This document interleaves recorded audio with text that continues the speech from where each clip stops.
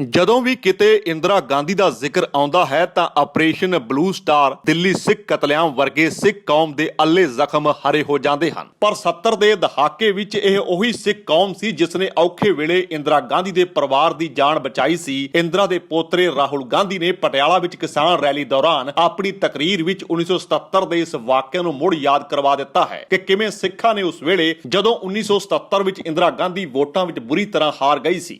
I remember when in 1977, my grandmother lost the election. There was no one in our house. Nobody. But there were Sikhs in my house.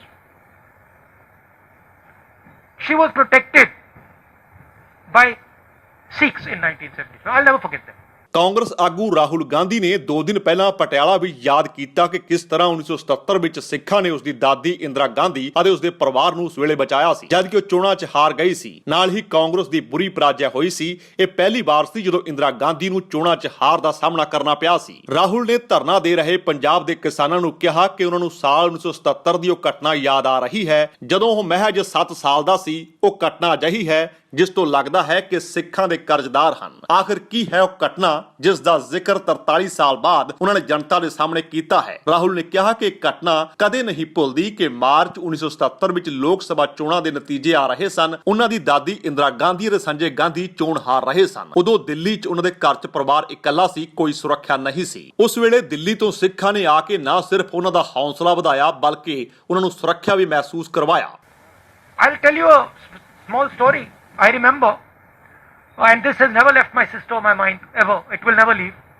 I remember when in 1977, my grandmother lost the election. There was no one in our house. Nobody. But there were Sikhs in my house. She was protected by Sikhs in 1977. I'll never forget that. Right? So I have in my mind, it's a strange thing, but there is a debt that I feel I owe the people of Punjab. It's strange. In a similar way, I feel I owe a debt to the people of Tamil Nadu. I don't know why, but I have that feeling inside. So that's the first thing. Second thing is, look at my actions. Land acquisition bill. I fought. I got beaten up. I got abused. Nyamgiri. I fought. I got beaten up. I got abused. Manrega. Abused. Right? Farm bill. I'm standing in front of the farm bill. I'm standing with the people of Punjab and saying, look, I've come here. I'm standing with you. I understand this is a risk for your future. So you look at my actions, you will see that I am a person who instinctively, I feel when I see some injustice being done, I feel for that person instinctively. If you see one strong man beating a weak man, automatically I am on the side of the weak man. This may be a failing. In fact, this is why I get beaten up so much in politics. It might be a feeling here. Every time I'm also thinking to myself, yeah, why? But I have that inside me. If I feel that injustice is being done to Punjab, I'll be standing on Punjab side, no matter what.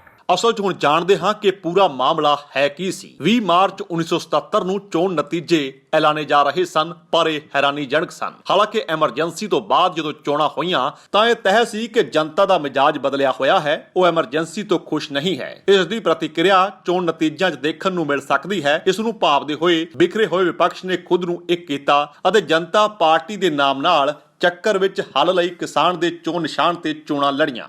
ਵਿਰੋਧੀ ਧਿਰ ਵਿੱਚ ਉਸ ਵੇਲੇ ਇੱਕ ਤੋਂ ਇੱਕ ਦਿੱਗਜ ਆਗੂ ਸੀ ਜਿਨ੍ਹਾਂ ਵਿੱਚ ਜੈ ਪ੍ਰਕਾਸ਼ ਨਾਰਾਇਣ, ਮੁਰਾਰਜੀ ਦੇਸਾਈ, ਜਗਜੀਵਨ ਰਾਮ, ਚਰਨ ਸਿੰਘ, ਰਾਜਾ ਨਾਰਾਇਣ ਆਦਿ ਸ਼ਾਮਲ ਸਨ। ਰਾਜਾ ਨਾਰਾਇਣ ਨੇ ਪਹਿਲੀ ਵਾਰ ਰਾਏਬਰੇਲੀ ਤੋਂ ਇੰਦਰਾ ਗਾਂਧੀ ਨੂੰ ਹਰਾ ਦਿੱਤਾ ਸੀ ਤੇ ਅਮੇਠੀ ਤੋਂ ਸੰਜੇ ਗਾਂਧੀ ਨੂੰ ਹਾਰ ਦਾ ਸਾਹਮਣਾ ਕਰਨਾ ਪਿਆ ਸੀ। ਜੋ ਨਤੀਜੇ ਆ ਰਹੇ ਸਨ ਇੰਦਰਾ ਗਾਂਧੀ ਦੇ ਲਈ ਨਿਰਾਸ਼ਾ ਭਰੇ ਸਨ। ਅਜਿਹੇ ਵਿੱਚ ਉਹਨਾਂ ਦੇ ਘਰ ਕੋਈ ਨਹੀਂ ਸੀ, ਨਾ ਤਾਂ ਕੋਈ ਕਾਂਗਰਸੀ, ਨਾ ਹੀ ਕੋਈ ਜਾਣਕਾਰ ਅਤੇ ਨਾ ਹੀ ਸੁਰੱਖਿਆ। ਇੰਦਰਾ ਨੂੰ ਹਾਰ ਦੇ ਚੱਲਦਿਆਂ ਉਦਾਸੀ ਨੇ ਘੇਰ ਲਿਆ ਸੀ। ਉਸ ਨੂੰ ਪਰਿਵਾਰ ਦੀ ਸੁਰੱਖਿਆ ਦੀ ਚਿੰਤਾ ਵੀ ਸਤਾਉਣ ਲੱਗੀ ਲੱਗੀ ਸੀ। ਇਸ ਬਾਰੇ ਵਿੱਚ ਟਾਈਮਜ਼ ਆਫ ਇੰਡੀਆ ਨੇ ਇੱਕ ਰਿਪੋਰਟ ਪ੍ਰਕਾਸ਼ਿਤ ਕੀਤੀ ਹੈ, ਜਿਸ ਵਿੱਚ ਦਿੱਲੀ ਸਿੱਖ ਗੁਰਦੁਆਰਾ ਪ੍ਰਬੰਧਕ ਕਮੇਟੀ ਦੇ ਸਾਬਕਾ ਮੁਖੀ ਮਨਜੀਤ ਸਿੰਘ ਨੇ ਇਸ ਘਟਨਾ ਨੂੰ ਯਾਦ ਕੀਤਾ ਹੈ ਅਤੇ ਕਿਹਾ ਕਿ ਉਸ ਵੇਲੇ 19 ਸਾਲ ਦੇ ਸਨ। ਉਹਨਾਂ ਨੇ ਦੱਸਿਆ ਕਿ 20 ਮਾਰਚ 1977 ਨੂੰ ਜਦੋਂ ਚੋਣਾਂ ਦੇ ਨਤੀਜੇ ਆਉਣੇ ਸ਼ੁਰੂ ਹੋਏ ਤਾਂ ਦਿੱਲੀ ਦੇ ਵਿਗਿਆਨ ਭਵਨ ਵਿੱਚ ਉਹਨਾਂ ਦੇ ਪਿਤਾ ਜਥੇਦਾਰ ਸੰਤੋਖ ਸਿੰਘ ਨੇ ਜਨਮ ਦਿਨ ਤੇ ਇੱਕ ਪ੍ਰੋਗਰਾਮ ਹੋ ਰਿਹਾ ਸੀ। ਇੰਦਰਾ ਤੇ ਸੰਜੇ ਗਾਂਧੀ ਦੀ ਹਾਰ ਦੀ ਖਬਰ ਆਉਣ ਤੋਂ ਬਾਅਦ ਸਰਦਾਰ ਸੰਤੋਖ ਸਿੰਘ ਉੱਤੋਂ ਕੁਝ ਸਿੱਖਾਂ ਦੇ ਨਾਲ ਲੈ ਕੇ ਸਿੱਧੇ ਇੱਕ ਸਫਦਰਜੰਗ ਰੋਡ ਪਹੁੰਚੇ, ਜਿੱਥੇ ਇੰਦਰਾ ਗਾਂਧੀ ਰਹਿ ਰਹੀ ਸੀ। ਉਹਨਾਂ ਨੇ ਉੱਥੇ ਪਹੁੰਚੇ ਤੇ ਦੇਖਿਆ ਕਿ ਇੰਦਰਾ ਗਾਂਧੀ ਜ਼ਮੀਨ ਤੇ ਬੈਠੀ ਹੈ, ਉਦਾਸ ਨਜ਼ਰ ਆ ਰਹੀ ਹੈ। ਉਸ ਵੇਲੇ ਜਥੇਦਾਰ ਸੰਤੋਖ ਸਿੰਘ ਨੇ ਉਹਨਾਂ ਦਾ ਹੌਸਲਾ ਵਧਾਇਆ। ਉੱਠ ਬੀਬੀ, ਇਸ ਤਰ੍ਹਾਂ ਕਿਉਂ ਬੈਠੀ ਹੈ? ਤੂੰ ਪੰਡਤ ਨਹਿਰੂ ਦੀ ਧੀ ਹੈ, ਇੱਕ ਹਾਰ ਨਹੀਂ ਬਰਦਾਸ਼ਤ ਕਰ ਹੁੰਦੀ। ਇਹ ਖਿਚੜੀ ਸਰਕਾਰ ਹੈ, 2.5 ਸਾਲ ਟੁੱਟ ਜਾਣੀ ਹੈ, ਚਲੋ ਉਠੋ। ਜਥੇਦਾਰ ਸੰਤੋਖ ਸਿੰਘ ਦੇ ਇਹਨਾਂ ਗੱਲਾਂ ਦਾ ਇੰਦਰਾ ਗਾਂਧੀ ਤੇ ਅਸਰ ਹੋਇਆ। ਸਿੱਖਾਂ ਨੂੰ ਭਰੋਸਾ ਦਿਵਾਇਆ ਕਿ ਉਹਨਾਂ ਦੇ ਨਾਲ ਹਨ ਅਤੇ ਸੁਰੱਖਿਆ ਦੀ ਕੋਈ ਚਿੰਤਾ ਨਾ ਕਰਨ, ਉਹਨਾਂ ਦੀ ਸੁਰੱਖਿਆ ਉਹ ਖੁਦ ਕਰਨਗੇ। ਮਨਜੀਤ ਸਿੰਘ ਜੀਕੇ ਨੇ ਪੁਰਾਣੀਆਂ ਗੱਲਾਂ ਨੂੰ ਯਾਦ ਕਰਦੇ ਹੋਏ ਕਿਹਾ ਕਿ ਇਹਨਾਂ ਦੇ ਪਿਤਾ ਦੇ ਨਾਲ ਇੰਦਰਾ ਗਾਂਧੀ ਦੇ ਰਿਸ਼ਤੇ ਚੰਗੇ ਨਹੀਂ, ਪਰ 1974 ਤੋਂ ਬਾਅਦ ਇਹ ਸੁਧਰਨ ਲੱਗੇ। 1980 ਵਿੱਚ ਜਦੋਂ ਫਿਰ ਤੋਂ ਚੋਣਾਂ ਹੋਈਆਂ, ਇੰਦਰਾ ਗਾਂਧੀ ਸੱਤਾ ਵਿੱਚ ਪਰਤੀ ਤਾਂ ਉਹਨਾਂ ਨੇ ਦਿੱਲੀ ਅਤੇ ਹੋਰ ਥਾਵਾਂ ਤੇ ਸਿੱਖਾਂ ਨਾਲ ਜੁੜੇ ਮਾਮਲਿਆਂ ਨੂੰ ਪ੍ਰਾਥਮਿਕਤਾ ਨਾਲ ਹੱਲ ਕੀਤਾ ਸੀ। ਗੱਲ ਇਹ ਹੈ ਕਿ ਜਦੋਂ 1975 ਚ ਐਮਰਜੈਂਸੀ ਲੱਗੀ ਸੀ, ਇੰਦਰਾ ਗਾਂਧੀ ਨੇ ਦੇ ਖਿਲਾਫ ਇੱਕ ਜਜਮੈਂਟ ਆਈ ਸੀਗੀ ਇਲਾਹਾਬਾਦ ਹਾਈ ਕੋਰਟ ਦੀ ਕਿ ਇੰਦਰਾ ਗਾਂਧੀ ਦੀ ਜਿਹੜੀ ਇਲੈਕਸ਼ਨ ਹੈ ਉਹ ਨਲ ਐਂਡ ਵੋਇਡ ਹੈ, ਔਰ ਉਹਦੇ ਖਿਲਾਫ ਜਿਹੜਾ ਲੜਿਆ ਸੀ ਰਾਜਨੈਣ, ਉਸਨੇ ਪਟੀਸ਼ਨ ਪਾਈ ਸੀ ਹਾਈ ਕੋਰਟ 'ਚ। ਜਦੋਂ ਹਾਰਦੀ ਹੈ ਤੇ ਉਹਨੇ ਸੁਪਰੀਮ ਕੋਰਟ ਮੂਵ ਕਰਨਾ ਸੀ। ਉਸ ਵੇਲੇ ਉਸਨੇ ਜਥੇਦਾਰ ਸੰਤੋਖ ਸਿੰਘ ਜਿਹੜੇ ਦਿੱਲੀ ਦੇ ਉਸ ਵੇਲੇ ਸਰਵਾ ਸਨ, ਉਹਨਾਂ ਨੂੰ ਆਖਿਆ ਕਿ ਮੈਨੂੰ ਅਕਾਲੀ ਦਲ ਤੋਂ ਇੱਕ ਬਿਆਨ ਚਾਹੀਦਾ ਹੈ। ਬਿਆਨ ਇਹ ਚਾਹੀਦਾ ਕਿ ਇੰਦਰਾ ਗਾਂਧੀ ਨੂੰ ਰਾਈਟ ਹੈ ਸੁਪਰੀਮ ਕੋਰਟ ਜਾਣ ਦਾ, ਔਰ ਮੈਂ ਅਗਰ ਸੁਪਰੀਮ ਕੋਰਟ ਜਾਣੀ ਔਰ ਸੁਪਰੀਮ ਕੋਰਟ ਮੇਰੀ ਇਲੈਕਸ਼ਨ ਨੂੰ ਅਪਹੈਲਡ ਕਰਦਾ ਤਾਂ ਠੀਕ ਹੈ, ਅਗਰ ਉਹ ਵੀ ਨਲ ਐਂਡ ਵੋਇਡ ਕਰਦਾ ਤਾਂ ਮੈਂ ਅਸਤੀਫਾ ਦੇ ਕੇ ਇਲੈਕਸ਼ਨ ਕਰਾਵਾਂਗੀ। ਜਥੇਦਾਰ ਜੀ ਕਿਉਂਕਿ ਸਿੱਖਾਂ ਨੂੰ ਰਿਪਰੈਜ਼ੈਂਟ ਕਰਦੇ ਸੀਗੇ, ਅਕਾਲੀ ਦਲ ਦੇ ਰਿਪਰੈਜ਼ੈਂਟੇਟਿਵ ਸੀਗੇ, ਉਹਨਾਂ ਨੇ ਆਖਿਆ ਕਿ ਬੀਬੀ ਇਹ ਬਿਆਨ ਵਾਸਤੇ ਸਾਨੂੰ ਕੀ ਦੇਗੀ ਤੂੰ? ਇੰਦਰਾ ਗਾਂਧੀ ਨੇ ਆਖਿਆ ਕਿ ਮੈਂ ਤੁਹਾਨੂੰ ਪੰਜਾਬੀ ਦੇ ਜਿਹੜੇ ਮਸਲੇ ਨੇ, ਤੁਹਾਡੇ ਪੰਜਾਬੀ ਬੋਲਦੇ ਹਲਕੇ ਜਿਹੜੇ ਨੇ, ਪਾਣੀਆਂ ਦਾ ਮਸਲਾ ਤੁਹਾਡਾ ਮੈਂ ਹੱਲ ਕਰਦੀ ਹਾਂ, ਫਾਜ਼ਿਲਕਾ ਹਬੋਰ ਹੱਲ ਕਰਦੀ ਹਾਂ, ਚੰਡੀਗੜ੍ਹ ਮੈਂ ਹੱਲ ਕਰਦੀ ਹਾਂ, ਜਿਹੜੇ ਕੀ ਕਹਿੰਦੇ ਨੇ SGPC, ਕਿਉਂਕਿ ਹਿਮਾਚਲ ਔਰ ਹਰਿਆਣਾ ਅਲੱਗ ਹੋ ਗਏ ਸੀਗੀ, ਯੂਨੀਫਾਈਡ ਉਹਦੀ ਇਲੈਕਸ਼ਨ ਕਰਾਉਣੀ, ਗੁਰਦੁਆਰਿਆਂ ਤੋਂ ਸੀਲਿੰਗ ਔਰ ਇਨਕਮ ਟੈਕਸ ਹਟਾਉਣਾ, ਇਹ ਸਾਰੀਆਂ ਚੀਜ਼ਾਂ ਉਸ ਵੇਲੇ 1971-72 'ਚ ਬਹੁਤ ਵੱਡੀ ਆਲ ਵਰਲਡ ਸਿੱਖ ਕਨਵੈਨਸ਼ਨ ਹੋਈ ਸੀ। ਜੋ ਉਹਦੀਆਂ ਸ਼ਰਤਾਂ ਸੀ, ਕਹਿੰਦੀ ਮੈਂ ਸਾਰਾ ਮੰਨਦੀ ਹਾਂ, ਤੁਸੀਂ ਸਿਰਫ ਮੈਨੂੰ ਸਪੋਰਟ ਕਰ ਦਿਓ। SYL, ਪਾਣੀ, ਚੰਡੀਗੜ੍ਹ, ਪੰਜਾਬੀ ਬੋਲਦੇ ਇਲਾਕੇ, ਇਹ ਸਾਰੀ ਗੱਲ ਮੈਂ ਮੰਨਦੀ ਹਾਂ। ਟੋੜਾ ਸਾਹਿਬ ਦਿੱਲੀ ਆਏ, ਮੀਟਿੰਗ ਕੀਤੀ, 4-5 ਲੋਕ ਹੋਰ ਦਿੱਲੀ ਦੇ ਮੋਹਤਬਰ ਸੀਗੇ। ਉਹਨਾਂ ਆਖਿਆ ਜਥੇਦਾਰ ਜੀ ਇਹ ਬਿਆਨ ਤਾਂ ਦੇ ਹੀ ਦੇਣਾ ਚਾਹੀਦਾ, ਤੁਸੀਂ ਜਿਹੜਾ ਸਵਾਲ ਮੈਨੂੰ ਪੁੱਛਿਆ ਮੈਂ ਉਹਦੀ ਬੈਕਗਰਾਊਂਡ 'ਚ ਲੈ ਗਿਆ ਤੁਹਾਨੂੰ। ਜਥੇਦਾਰ ਜੀ ਨੇ ਪ੍ਰੈਸ ਕਾਨਫਰੰਸ ਕਰਕੇ ਇਹ ਬਿਆਨ ਦੇ ਦਿੱਤਾ ਕਿ ਇੰਦਰਾ ਗਾਂਧੀ ਨੂੰ ਸੁਪਰੀਮ ਕੋਰਟ ਜਾਣਾ ਚਾਹੀਦਾ ਔਰ ਅਕਾਲੀ ਦਲ ਇਸ ਗੱਲ ਦੀ ਸਪੋਰਟ ਕਰਦਾ ਹੈ। ਹਾਂ, ਅਗਲੀ ਗੱਲ ਇੰਦਰਾ ਗਾਂਧੀ ਨੇ ਹੋਰ ਕੀ ਕਿ ਪੰਜਾਬ ਦੇ ਵਿੱਚ ਤੁਹਾਡਾ ਰਾਜ ਰਹੇਗਾ, ਮੈਂ ਉੱਥੇ ਕਦੀ ਮੇਰਾ CM ਨਹੀਂ ਹੋਏਗਾ, ਪੰਜਾਬੋਂ ਬਾਹਰ ਤੁਸੀਂ ਮੇਰੀ ਮਦਦ ਕਰ ਦੇਣਾ। ਟੋੜਾ ਸਾਹਿਬ ਨੇ ਇਸ ਗੱਲ 'ਤੇ ਮੋਹਰ ਲਾਈ। ਜਥੇਦਾਰ ਜੀ ਨੇ ਬਿਆਨ ਦਿੱਤਾ। ਜਦੋਂ ਬਿਆਨ ਦਿੱਤਾ, ਬਾਦਲ ਸਾਹਿਬ ਨੇ ਅੰਮ੍ਰਿਤਸਰ ਐਮਰਜੈਂਸੀ ਮੀਟਿੰਗ ਬੁਲਾਈ ਔਰ ਉੱਥੇ ਜਥੇਦਾਰ ਸੰਤੋਖ ਸਿੰਘ ਨੂੰ 6 ਸਾਲ ਲਈ ਪਾਰਟੀ 'ਚੋਂ ਕੱਢ ਦਿੱਤਾ ਗਿਆ ਕਿ ਤੁਸੀਂ ਪਾਲਿਸੀ ਮੈਟਰ ਦੇ ਉੱਤੇ ਕਿੱਦਾਂ ਇੰਦਰਾ ਗਾਂਧੀ ਦੇ ਨਾਲ ਇਹ ਉਹਦੇ ਹੱਕ 'ਚ ਬਿਆਨ ਦੇ ਦਿੱਤਾ। ਦੱਸਿਆ ਗਿਆ ਕਿ ਟੋੜਾ ਸਾਹਿਬ ਆਏ ਸੀ, ਲੇਕਿਨ ਕੁਝ ਨਹੀਂ ਸੁਣਿਆ ਗਿਆ। ਇਸ ਕਰਕੇ ਇੰਦਰਾ ਗਾਂਧੀ ਨਾਲ ਨਜ਼ਦੀਕੀ ਹੋਈ ਔਰ ਜਦੋਂ 77 'ਚ ਹਾਰੀ, ਬਿਲਕੁਲ ਠੀਕ ਕਹਿ ਰਹੇ ਹੋ ਕਿ 20 ਮਾਰਚ 1977 ਵਿਗਿਆਨ ਭਵਨ 'ਚ ਬਹੁਤ ਵੱਡਾ ਪ੍ਰੋਗਰਾਮ ਸੀ। ਜਥੇਦਾਰ ਜੀ ਦਾ ਜਨਮ ਦਿਨ ਹੁੰਦਾ ਸੀ। ਅੰਬੈਸਡਰ ਕਾਰ ਗਿਫਟ ਕੀਤੀ ਗਈ ਸੀ, ਦਿੱਲੀ ਦੀ ਸੰਗਤ ਵੱਲੋਂ 1 ਲੱਖ ਰੁਪਏ ਦੀ ਥੈਲੀ ਗਿਫਟ ਕੀਤੀ ਗਈ ਸੀ ਔਰ ਉੱਥੇ ਹੀ ਅਸੀਂ ਡੈਲੀਗੇਸ਼ਨ ਲੈ ਕੇ ਜਦੋਂ ਗਏ ਤਾਂ ਇੰਦਰਾ ਗਾਂਧੀ ਦੇ ਘਰ ਇੱਕ ਸਫਦਰਜੰਗ ਰੋਡ, ਆਪ ਹਾਰ ਰਹੀ ਸੀ, ਸੰਜੇ ਗਾਂਧੀ ਹਾਰ ਰਿਹਾ ਸੀ, ਜ਼ਮੀਨ 'ਤੇ ਬੈਠੀ ਸੀ। ਜਿਸ ਤਰੀਕੇ ਨਾਲ ਜਥੇਦਾਰ ਜੀ ਨੂੰ ਪੈ ਗਏ ਕਿ ਬੀਬੀ ਤੂੰ ਇੰਦਰਾ ਏਡੀ ਵੱਡੀ ਲੀਡਰ ਹੈ ਔਰ ਤੂੰ ਪੰਡਤ ਨਹਿਰੂ ਦੀ ਧੀ ਹੈ, ਇੱਕ ਹਾਰ ਬਰਦਾਸ਼ਤ ਨਹੀਂ ਕਰ ਸਕਦੀ ਔਰ ਇਹ ਜਿਹੜੀ ਖਿਚੜੀ ਸਰਕਾਰ ਆ ਰਹੀ ਹੈ 2.5 ਸਾਲਾਂ 'ਚ ਆਏਗੀ।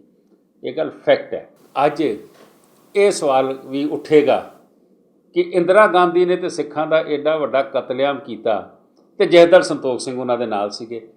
ਜਥੇਦਾਰ ਸੰਤੋਖ ਸਿੰਘ ਦੀ ਡੈਥ 21 ਦਸੰਬਰ 1981 ਨੂੰ ਹੋਈ ਹੈ ਔਰ 21 ਦਸੰਬਰ 1981 ਤੱਕ ਬਿਲਕੁਲ ਕਾਂਗਰਸ ਦੇ ਨਾਲ ਕਿਸੇ ਕਿਸਮ ਦਾ ਇੰਦਰਾ ਗਾਂਧੀ ਦੇ ਨਾਲ ਕੋਈ ਸਿੱਖਾਂ ਦਾ ਝਗੜਾ ਨਹੀਂ ਸੀਗਾ। ਇੰਦਰਾ ਗਾਂਧੀ ਨਾਲ ਝਗੜਾ 1982 'ਚ ਧਰਮ ਯੁੱਧ ਮੋਰਚਾ ਲੱਗਣ ਤੋਂ ਬਾਅਦ ਸ਼ੁਰੂ ਹੁੰਦਾ ਹੈ। ਮੈਂ ਸਮਝਦਾ ਅੱਜ ਅਗਰ ਜਥੇਦਾਰ ਸੰਤੋਖ ਸਿੰਘ ਜਿੰਦਾ ਹੁੰਦੇ ਨਾ ਆਪਰੇਸ਼ਨ ਬਲੂ ਸਟਾਰ ਹੋਣਾ ਸੀ, ਨਾ ਦਿੱਲੀ ਦੇ ਵਿੱਚ ਦੰਗੇ ਹੋਣੇ ਸੀ ਔਰ ਸਿੱਖਾਂ ਦੇ ਮਸਲੇ ਹੱਲ ਹੋਣੇ ਸੀ। ਇਹ ਜਿਹੜੀ ਲੀਡਰਸ਼ਿਪ ਸਾਡੇ ਪੱਲੇ ਪਈ ਹੈ, ਜਿਨ੍ਹਾਂ ਨੇ ਆਪਣੇ ਮਫਾਦ ਵਾਸਤੇ ਕੌਮ ਮਰਵਾ ਦਿੱਤੀ, ਕਨਫਰੰਟੇਸ਼ਨ ਲਈ ਸੈਂਟਰਲ ਸਰਕਾਰ ਦੇ ਨਾਲ, ਔਰ ਉਹਦਾ ਨਤੀਜਾ ਅਸੀਂ ਭੁਗਤਿਆ। 2 ਦਿਨਾਂ 'ਚ ਇੰਦਰਾ ਗਾਂਧੀ ਨੇ ਖੁਦ ਨੂੰ ਫਿਰ ਮਜ਼ਬੂਤੀ ਨਾਲ ਖੜਾ ਕੀਤਾ। ਉਹਨਾਂ ਨੇ 22 ਮਾਰਚ 1977 ਨੂੰ ਕਾਰਿਆਵਾਹਕ ਰਾਸ਼ਟਰਪਤੀ BD ਜੱਤਰੀ ਨੂੰ ਆਪਣਾ ਅਸਤੀਫਾ ਸੌਂਪ ਦਿੱਤਾ। ਜੱਤਰੀ ਨੇ ਉਹਨਾਂ ਤੋਂ ਅਗਲੀ ਸਰਕਾਰ ਬਣਾਉਣ ਤੱਕ ਕੇਅਰਟੇਕਰ ਪ੍ਰਧਾਨ ਮੰਤਰੀ ਦੇ ਰੂਪ ਵਿੱਚ ਕੰਮ ਕਰਨ ਨੂੰ ਕਿਹਾ। ਇੰਦਰਾ ਗਾਂਧੀ ਨੇ ਉਸ ਤੋਂ ਬਾਅਦ ਜਨਤਕ ਤੌਰ ਤੇ ਆਪਣਾ ਪਹਿਲਾ ਬਿਆਨ ਦਿੱਤਾ। ਉਹ ਚੋਣਾਂ 'ਚ ਜਨਤਾ ਦੇ ਫੈਸਲੇ ਦਾ ਸਨਮਾਨ ਕਰਦੀ ਹੈ। ਸੰਜੇ ਗਾਂਧੀ ਨੇ ਵੀ ਜਨਤਾ ਤੇ ਆਪਣੀਆਂ ਗਲਤੀਆਂ ਦੇ ਲਈ ਮਾਫੀ ਮੰਗੀ। ਇਸ ਤੋਂ ਬਾਅਦ ਉਸੇ ਦਿਨ ਸ਼ਾਮ ਨੂੰ ਇੰਦਰਾ ਗਾਂਧੀ ਨੇ ਪ੍ਰਧਾਨ ਮੰਤਰੀ ਦਫ਼ਤਰ ਦੇ ਅਫਸਰਾਂ ਨੂੰ ਚਾਹ ਤੇ ਸੱਦਾ ਦਿੱਤਾ। ਆਲ ਇੰਡੀਆ ਰੇਡੀਓ ਤੇ ਇੱਕ ਰਿਕਾਰਡ ਸੁਨੇਹਾ ਭੇਜਿਆ, ਚੁਣਾਵ ਹਾਰਨਾ ਜਿਤਨਾ ਮਹੱਤਵਪੂਰਨ ਨਹੀਂ ਜਿੰਨੀ ਕਿ ਦੇਸ਼ ਦੀ ਮਜ਼ਬੂਤੀ ਹੈ। ਮੈਂ ਅਤੇ ਮੇਰੇ ਸਹਿਯੋਗੀ ਜਨਤਾ ਦੇ ਫੈਸਲੇ ਨੂੰ ਸਵੀਕਾਰ ਕਰਦੇ ਹਾਂ। ਅਸਲ ਵਿੱਚ ਇਸ ਵਾਕਿਆ ਨੇ ਇੰਦਰਾ ਨੂੰ ਅਜਿਹਾ ਮਲਮ ਦਿੱਤਾ ਜਿਸ ਦੀ ਉਹਨਾਂ ਨੂੰ ਜ਼ਰੂਰਤ ਸੀ। ਉਹਨਾਂ ਨੇ ਸਿੱਖਾਂ ਦੇ ਇਸ ਗਰੁੱਪ ਨਾਲ ਮਿਲਣ ਤੋਂ ਬਾਅਦ ਮਹਿਸੂਸ ਕੀਤਾ ਕਿ ਜਨਤਾ ਜਦੋਂ ਵੀ ਉਹਨਾਂ ਦੇ ਨਾਲ ਹੈ ਅਤੇ ਜੋ ਉਹਨਾਂ ਨੂੰ ਪਸੰਦ ਕਰਦੀ ਹੈ। ਸਿਆਸਤ ਵਿੱਚ ਕੁਝ ਸਥਾਈ ਨਹੀਂ ਹੁੰਦਾ, ਉਹ ਫਿਰ ਜ਼ਬਰਦਸਤ ਵਾਪਸੀ ਕਰ ਸਕਦੀ ਹੈ। ਫਿਰ ਇੰਦਰਾ ਗਾਂਧੀ ਨੇ 1980 ਤੋਂ ਬਾਅਦ ਚੋਣਾਂ 'ਚ ਬਹੁਮਤ ਹਾਸਲ ਕਰਕੇ ਵਾਪਸੀ ਕੀਤੀ ਸੀ। ਤਾਂ ਗਲੋਬ ਐਡਵਾਈਸ ਓਵਰਸੀਜ਼ ਐਜੂਕੇਸ਼ਨ ਤੇ ਇਮੀਗ੍ਰੇਸ਼ਨ ਕੰਪਨੀ ਹੈਗੀ ਹੈ। ਸਾਨੂੰ 35 ਸਾਲ ਦਾ ਐਕਸਪੀਰੀਅੰਸ ਹੈ। ਅਸੀਂ ਬੱਚਿਆਂ ਨੂੰ ਉਹਨਾਂ ਦੇ ਪ੍ਰੋਗਰਾਮ ਸਿਲੈਕਸ਼ਨ ਤੇ ਸਕਾਲਰਸ਼ਿਪਸ ਵਿੱਚ ਹੈਲਪ ਕਰਨੇ ਆ। ਅਸੀਂ ਬੱਚਿਆਂ ਨੂੰ ਅਪ ਟੂ 50 ਲੱਖ ਤੱਕ ਸਕਾਲਰਸ਼ਿਪਸ ਲੈ ਕੇ ਦਿੱਤੀਆਂ ਹੋਈਆਂ ਨੇ। ਅਸੀਂ ਤੇ ਬੱਚਿਆਂ ਦੇ ਵੀਜ਼ਾ, LORs, SOP 'ਚ ਹੈਲਪ ਕਰਨੇ ਆ ਤੇ ਪੋਸਟ ਲੈਂਡਿੰਗ ਸਰਵਿਸਿਜ਼ ਵਿੱਚ 에ਅਰਪੋਰਟ ਪਿਕਅਪ ਤੇ ਉਹਨਾਂ ਦੀ ਟੈਂਪਰੇਰੀ ਅਕਮੋਡੇਸ਼ਨ ਦਾ ਇੰਤਜ਼ਾਮ ਵੀ ਕਰਨੇ ਹਾਂ। ਜੇਕਰ ਤੁਹਾਨੂੰ ਸਾਡਾ ਇਹ ਉਪਰਾਲਾ ਚੰਗਾ ਲੱਗਾ ਹੈ ਤਾਂ ਇਸ ਨੂੰ ਲਾਈਕ ਕਰੋ, ਸ਼ੇਅਰ ਕਰੋ ਅਤੇ ਸਾਡੇ YouTube ਚੈਨਲ ਨੂੰ ਸਬਸਕ੍ਰਾਈਬ ਕਰੋ।